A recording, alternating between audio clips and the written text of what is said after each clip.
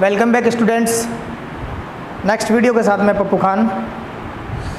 Previous video के अंदर हम बात कर रहे थे साबुन और अपमार्जक के बारे में बात कर रहे थे।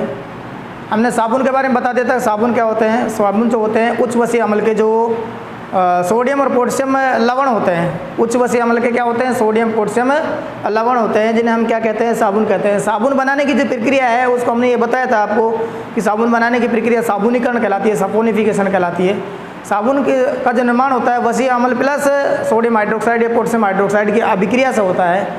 आज हम बात करेंगे कि जो साबुन है उसका उपयोग क्या है। तो इसका उपयोग जो है हम बात करते हैं साबुन के उपयोग। साबुन के उपयोग, तो यहाँ पर साबुन के उपयोग में हम बात करते हैं शैम्पू है, शेविंग शैम्पू है,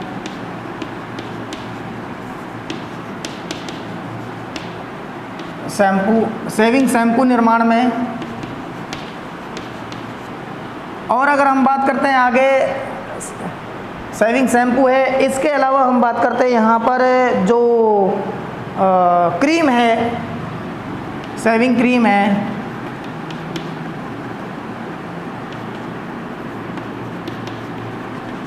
बनाने में किया जाता है।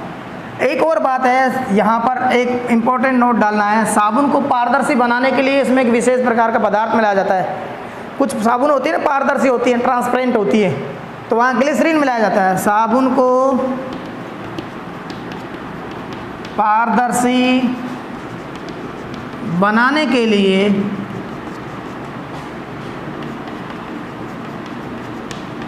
ग्लिसरीन का उपयोग किया जाता है। किसका उपयोग किया जाता है? ग्लिसरीन का उपयोग किया जाता है।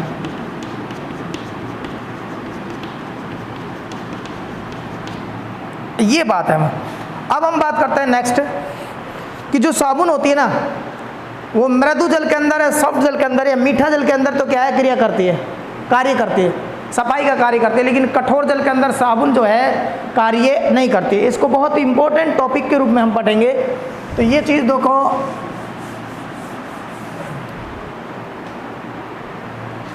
साबुन की क्रिया, साबुन की क्रिया। अब हम बात करें यहाँ पर मृदु जल के साथ सफाई क्रिया करती है। ये कठोर जल जो होता है ना, कठोर जल के साथ सफाई क्रिया नहीं करती है, नहीं करती है। क्यों नहीं करती है? इसके पीछे कारण क्या है? जो कठोर जल होता है ना उसमें मैग्नीशियम और कैल्शियम के आयन होते हैं। मैग्नीशियम और कैल्शियम के आयन होते हैं, ये अशुद्धि होती है। ठीक। अब ये जो मैग्नीशियम और कैल्शियम के जो आयन है ये साबुन के अणु से क्रिया करके मैग्नीशियम और कैल्शियम के लवण बना लेते हैं। मैग्नीशियम और कैल्शियम के क्या करते हैं? लवण बना लेते हैं।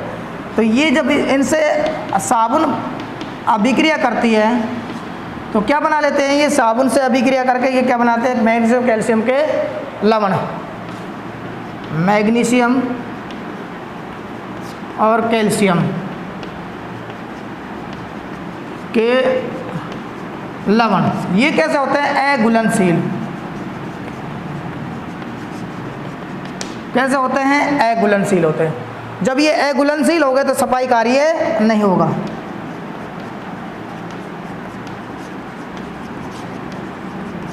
सफाई कार्य नहीं होगा।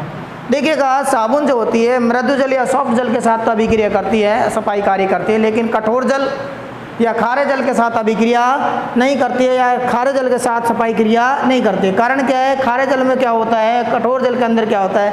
मैग्नीशियम और कैल्शियम के आयन उपस्थित होते हैं, अशुद्धियाँ होती हैं, जो कि साबुन के अणुओं से क्रिया करके क्या बना लेती हैं? साबुन का अणु जो हमने बताया था RCONA प्लस मैग्नीशियम या फिर RCOONA प्लस कैल्शियम। अब ये क्या बना लेते हैं भाई? RCOO का होल ट्वाइस Mg, और ये क्या बना लेते हैं RCOO का होल ट्वाइस कैल्शियम, ये बना लेते हैं। तो यहाँ पर क्या है, ये जो दोनों साल्ट होते हैं, ये दोनों साल्ट होते हैं, ये कैसे होते हैं, अघुलनशील होते हैं। और जब अघुलनशील होते हैं तो ये सफाई का कार्य नहीं कर पाते हैं। क्या है, मैग्नीशियम के आयन हो गए ये, और ये किसका हो गया, कैल्शियम के आयन या साल्ट हो गए, जिसके कारण क्या है, ये कठोर जल में अभिक्रिया या कठोर जल में सफाई क्रिया का कार्य नहीं करते। अब आज हम बात करेंगे आगे चलकर डिटर्जेंट के बारे में बात करेंगे। किस में बात करेंगे, डिटर्जेंट के बारे में बात करेंगे। डिटर्जेंट के बारे में बात करेंगे। तो डिटर्जेंट जो होता है, डिटर्जेंट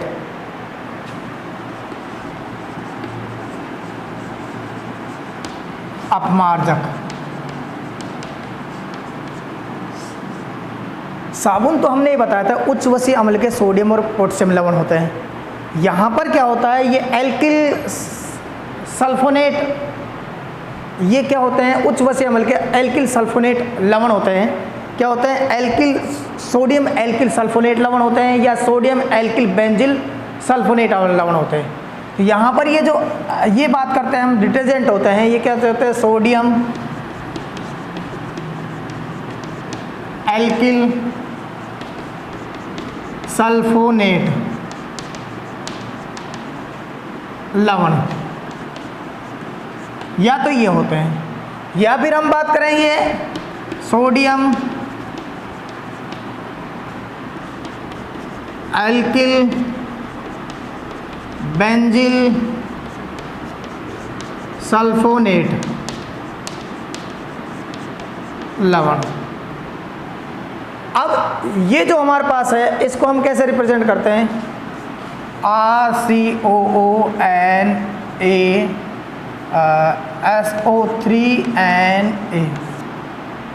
RCOO, या फिर हम कह सकते हैं यहाँ पर इनको ऐसे भी लिख सकते हैं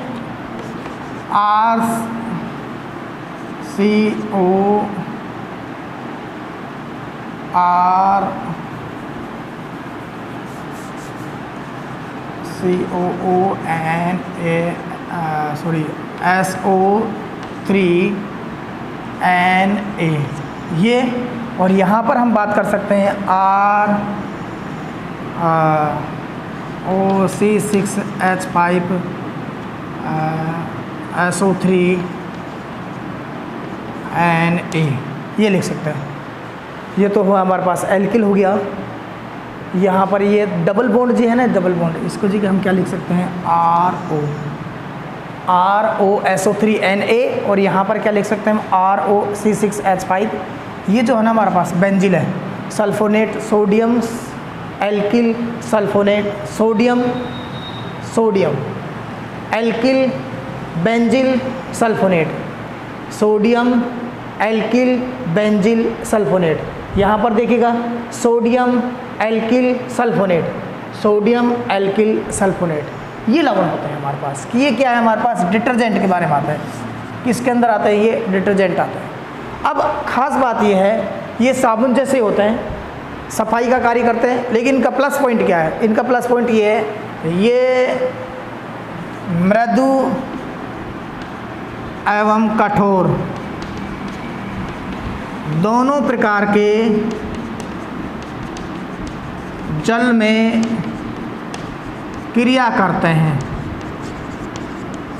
दोनों प्रकार के जल में क्या करते हैं, क्रिया करते हैं। देखिएगा दोबारा से, ये मृदु और कठोर होते हैं, मृदु और कठोर दोनों प्रकार के जल में क्रिया करते हैं। कैसे करते हैं, क्योंकि घुलनशील लवण बनाते हैं। क्या बनाते हैं, घुलनशील लवण। अब यहाँ पर जो ये कठोर जल होता है, इसके अंदर क्या हमने अशुद्धि बताई थी, Mg की अशुद्धि बताई और कैल्शियम की अशुद्धि बनाई। तो ये क्या करते हैं, सोडियम को प्रतिस्थापित करके क्या बना लेते हैं, मैग्नीशियम एल्किल सल्फोनेट लवण बना लेते हैं, या फिर हम कह सकते हैं यहाँ पर कैल्शियम एल्किल बेंजिल सल्फोनेट लवण बना लेते हैं।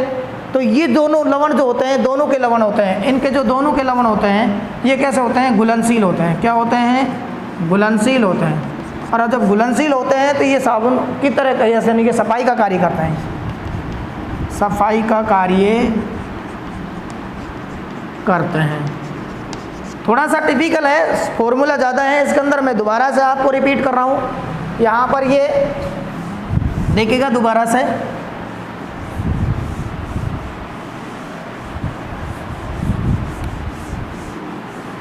हमने अभी बताया कि डिटर्जेंट जो होता है, डिटर्जेंट क्या होता है, डिटर्जेंट होता है वो sodium alkyl sulphonate, sodium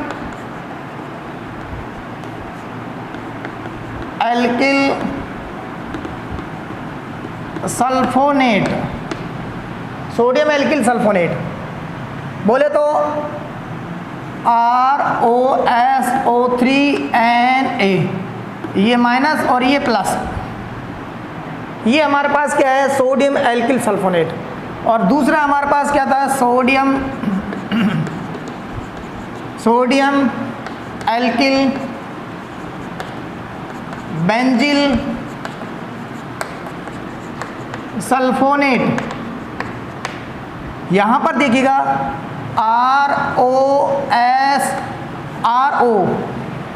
ROC6H5SO3 और Na, तो ये प्लस और ये माइनस। तो यहाँ पर क्या है हमारे पास, ये चीज़ है। अब देखिएगा ये दोनों जो है, अब ये कठोर जल से क्रिया करते हैं, किससे करते हैं, कठोर जल। कठोर जल के अंदर हमारे पास क्या है, मैग्नीशियम है या फिर क्या है, कैल्शियम। तो इनसे क्रिया करेगा, ये देखिएगा इनसे जब ये क्रिया करेगा तो ये लवण बनाएगा। वो लवण कैसे होंगे, घुलनशील लवण होंगे, और जब घुलनशील लवण होंगे तो सफाई का कार्य आसानी से होगा। ठीक है, तो यहाँ पर अघुलनशील लवण न बनकर क्या बनते हैं, घुलनशील लवण बनते हैं। जबकि साबुन के द्वारा कैसे लवण बन रहे थे, अघुलनशील लवण बन रहे थे। जबकि डिटर्जेंट के द्वारा कठोर जल के साथ कैसे बनेंगे, घुलनशील लवण। क्या बन रहे हैं वो देखेगा मैं यहाँ पर, ROSO3Na प्लस और माइनस। प्लस में यहाँ मान ले हम किसकी बात कर लेते हैं, Mg की बात कर लेते हैं या Ca की बात कर ले, कैल्शियम की बात कर ले, मैग्नीशियम की या कैल्शियम की। क्या बनाएगा यहाँ पर देखिएगा, ROSO3Na की जगह क्या हो जाएगा हमारे पास, Mg। क्या हो जाएगा, Mg हो जाएगा का होल ट्वाइस या फिर Ca, या तो ये बनेगा। अगर हम यहाँ बात करें, इसकी बात करें, ये कठोर जल से क्रिया करेगा, इससे क्रिया करेगा कठोर जल। और कठोर जल के अंदर हमने बताया भी मैग्नीशियम और कैल्शियम है क्या है, अशुद्धि के रूप में पाया जा रहा है। तो ये जब यहाँ पर क्रिया करेंगे तो देखिएगा क्या बनेगा, ROC6H5SO3 माइनस Na प्लस। अब ये जो क्रिया करेगा किससे करेगा, किससे करेगा, मैग्नीशियम से या फिर कैल्शियम से। तो क्रिया करके क्या बनाएगा, ये क्या बनाएगा भाई, देखो क्या बनाएगा, ROC6H5SO3, सोडियम की जगह क्या आ जाएगा, मैग्नीशियम या कैल्शियम आ जाएगा, का होल ट्वाइस मैग्नीशियम या कैल्शियम, मैग्नीशियम या कैल्शियम। अब ये जो दोनों साल्ट है हमारे पास, ये दोनों जो साल्ट है, ये लवण कैसे है, घुलनशील लवण, घुलनशील लवण। जब घुलनशील लवण होते हैं तो ये सफाई करते हैं, का कार्य करते हैं, सफाई का कार्य क्या हुए करेंगे, इनके द्वारा सफाई का कार्य संपन्न होगा। ठीक है, तो हमने ये बताया था कि जो साबुन होता है उससे डिटर्जेंट बेटर रहता है। बेटर क्यों रहता है, क्योंकि डिटर्जेंट जो होता है अपमार्जक होता है, वो दोनों प्रकार के जल से क्रिया कर लेता है, कठोर जल से भी और सॉफ्ट या मृदु जल से भी क्रिया कर लेता है, और आसानी से सफाई का कार्य करता है। कारण क्या रहा, साबुन जो होता है वो कठोर जल के साथ अघुलनशील लवण बनाता है, जबकि डिटर्जेंट जो होता है जो कठोर जल के साथ कैसा लवण बनाता है, घुलनशील लवण बनाता है, सोल्यूबल साल्ट्स का निर्माण करता है, जिसके कारण क्या है, सफाई कार्य संपन्न होता है।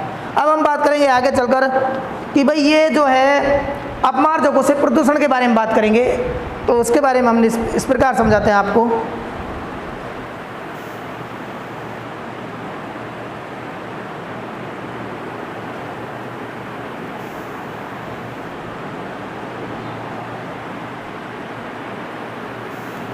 अपमार्जकों से प्रदूषण।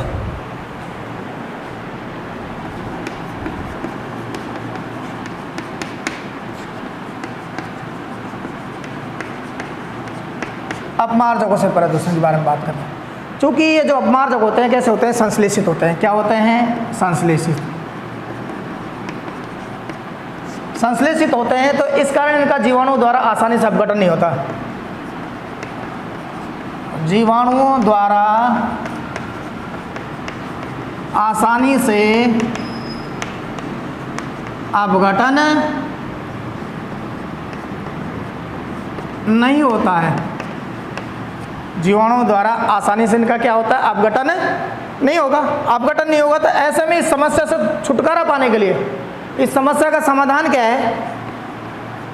समस्या का समाधान,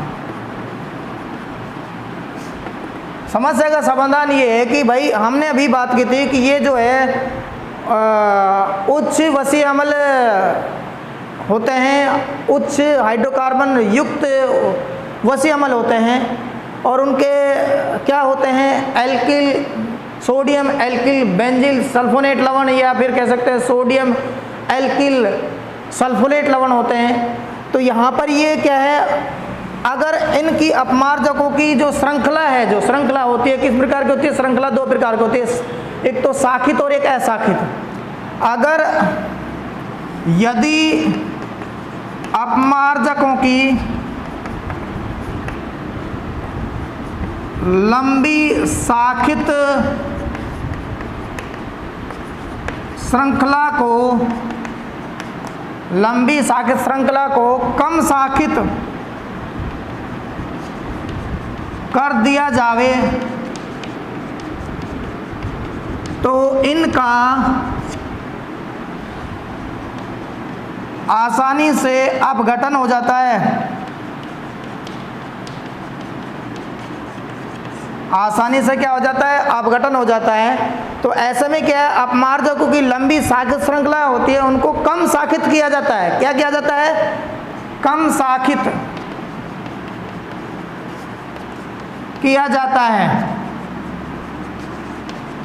क्या किया जाता है? कम शाखित किया जाता है। ये जो लंबी शाखित श्रृंखला किसके है? ये हाइड्रोकार्बन की, हाइड्रोकार्बन की जो लंबी शाखित श्रृंखला होती है इनको कम शाखित कर दिया जाता है, जिससे इन पर जीवाणु आसानी से क्रिया कर लेते हैं और इनको अपघटित कर देते हैं और जिससे क्या है? प्रदूषण से छुटकारा मिल जाता है। अब हम बात करते हैं अपमार्जकों की क्वालिटी में बदलाव कैसे किया जा सकता है। अपमार्जकों की जो क्वालिटी होती है, अपमार्जक जो होते हैं, अपमार्जकों की क्षमता है उसमें क्या, अपमार्जकों की क्षमता को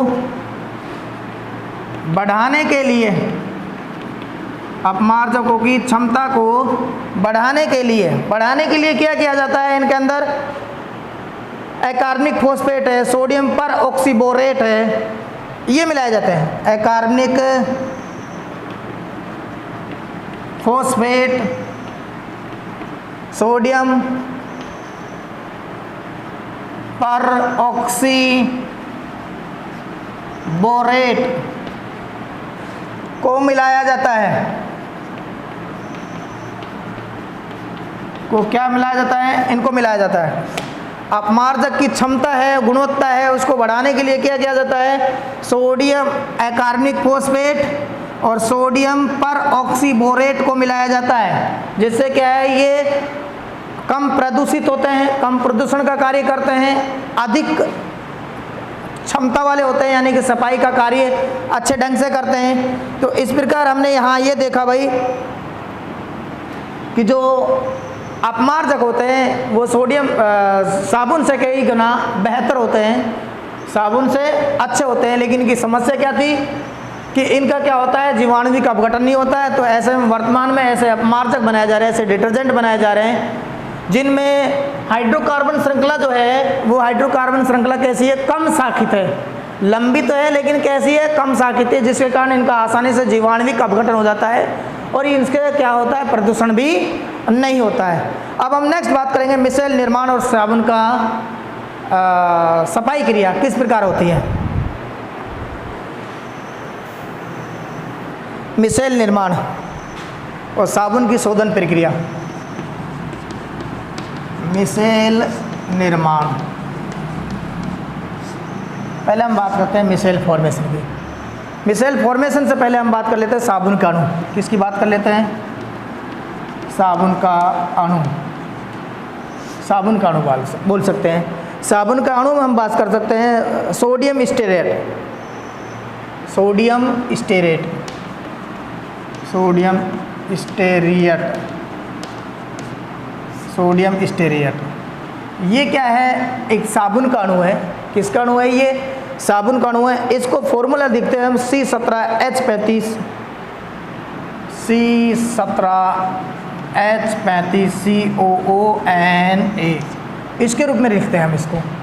और इसका सामान्य जो हम साबुन के अणु के रूप में सामान्य जो सूत्र देखते हैं, ये तो सोडियम स्टेरेट का है। अगर हम सामान्य सूत्र देखें इसका, तो इसको हम रिप्रेजेंट ऐसे लिख सकते हैं COONA। क्या लिख सकते हैं इसको? यहाँ पर ये जो क्या है, हाइड्रोकार्बन, लंबी हाइड्रोकार्बन श्रृंखला है, और ये सोडियम अणु है। ठीक है, तो ये हमारे पास सोडियम में के लवण हैं, उच्च हाइड्रोकार्बन श्रृंखला युक्त वसीय अम्ल के सोडियम लवण है, जिन्हें हम क्या कह रहे हैं? साबुन का अणु कहते हैं। एक विशिष्ट एग्जाम्पल हमने दिया सोडियम स्टेरेट का, वो C17H35 COONA, ये इसका फॉर्मूला है। अब हम बात करते हैं मिसेल का निर्माण। मिसेल के निर्माण में क्या होता है? जब किसी चिकनाई को हम साबुन की सहायता से हटाते हैं, तो चिकनाई के चारों ओर साबुन का अणु इस प्रकार व्यवस्थित हो जाते हैं, और इस प्रकार व्यवस्थित हो जाते हैं कि चिकनाई के चारों ओर साबुन का अणु इस प्रकार व्यवस्थित हो जाते हैं कि साबुन के जो अणु जो होते हैं उनके दो सिरे होते हैं। एक सिरा होता है जल स्नेही और एक होता है जल विरोधी। जल विरोधी सिरा जो होता है वो सिरा चिकनाई की ओर उपस्थित होता है, और जल स्नेही जो सिरा होता है वो क्या है? परिधि की ओर व्यवस्थित हो जाता है। और इस प्रकार बहुत सारे जो साबुन के अणु हैं चिकनाई के चारों ओर एक गोलाकार संरचना बना लेते हैं। उस गोलाकार संरचना को क्या कहते हैं? हम मिसेल कहते हैं। क्या बोलते हैं उसको? मिसेल बोलते हैं। हम ये कह सकते हैं साबुन के अणु, साबुन के अणु चिकनाई के चारों ओर, चिकनाई के चारों ओर एक गोलाकार संरचना में व्यवस्थित हो जाते हैं। संरचना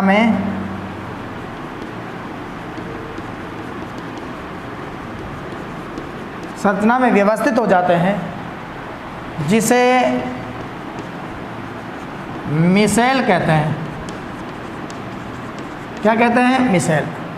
अब ये जो हमने साबुन का अणु बताया ना, ये RCOONA, इसको हम ऐसे भी लिख सकते हैं। कैसे लिख सकते हैं? ये लिख सकते हैं हम,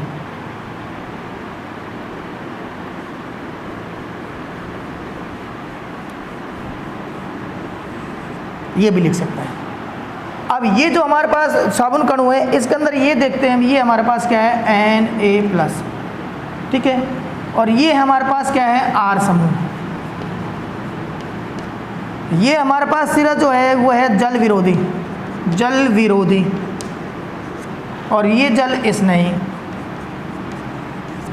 ये कौन सा सिरा है? जल स्नेही। एक लंबी हाइड्रोकार्बन श्रृंखला है सोडियम लवण युक्त, जिसे हम क्या कह रहे हैं? सोडियम के अणु बोल रहे हैं, सॉरी साबुन के अणु बोल रहे हैं। इसके दो सिरे पाए जाते हैं, एक तो जल विरोधी सिरा होता है हाइड्रोफोबिक, और एक हाइड्रोफिलिक जल स्नेही सिरा होता है। ये चिकनाई की ओर होता है। किसकी ओर होता है? चिकनाई की ओर होता है। और ये परिधि की ओर, यानी कि जल की ओर होता है।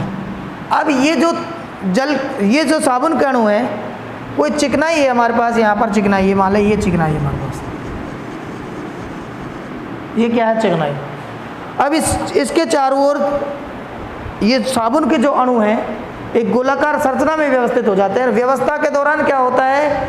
इनके जो सिरे होते हैं, जो जल स्नेही सिरा होता है, सोडियम जो सिरा होता है वो तो बाहर की ओर होता है, परिधि की ओर, और जो जल विरोधी सिरा होता है, R समूह होता है, वो क्या है? केंद्र की ओर होता है, यानी कि परिधि चिकनाई की ओर होता है। ठीक, चूंकि चिकनाई कैसी है भाई? जल विरोधी है, इसलिए जल विरोधी समान को बोलता है ना, उस हिसाब से। तो हम यहाँ पर इस प्रकार इसकी संरचना को ऐसे देख सकते हैं।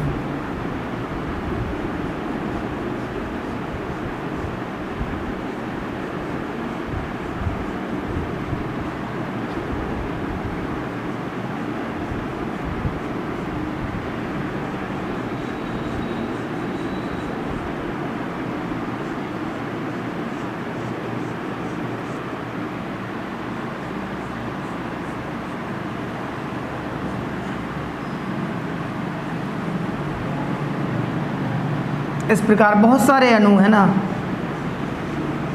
साबुन के अणु जो हैं चिकनाई की ओर चारों ओर व्यवस्थित हो जाए,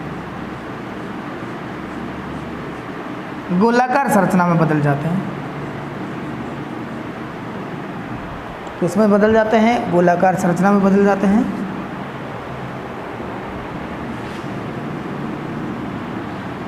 ये लो, ये हमारे पास इस प्रकार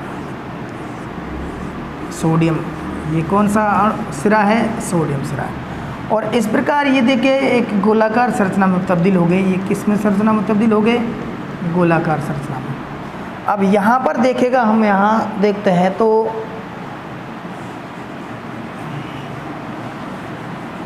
इसको मिटा देता हूँ मैं। मिसेल संरचना बन रही है हमारे पास। ये है हमारे पास Na plus Na plus Na plus Na plus Na plus Na plus Na plus Na plus Na plus. ये हमारे पास क्या है? चिकनाई। क्या है ये? चिकनाई। अब यहाँ देखते हैं हम, यहाँ पर जो जल स्नेही जो पार्ट है वो तो क्या है? परिधि की ओर है, और जो जल विरोधी सिरा है वो किसकी तरफ है? हमारे पास चिकनाई की तरफ है। और इस प्रकार चिकनाई को घेर लेते हैं साबुन का अणु साबुन धोने की प्रक्रिया के दौरान, और एक गोलाकार संरचना बना लेते हैं। इस गोलाकार संरचना को ही क्या कहते हैं? मिसेल। क्या बोलते हैं इसको हम? मिसेल। क्या बोलेंगे इसको? मिसेल कहते हैं। ठीक है, तो इस प्रकार ये हमारे पास मिसेल का निर्माण हुआ। और अब हम बात करेंगे धावन क्रिया के बारे में बात करेंगे। किसके बारे में बात करेंगे? धावन क्रिया के बारे में।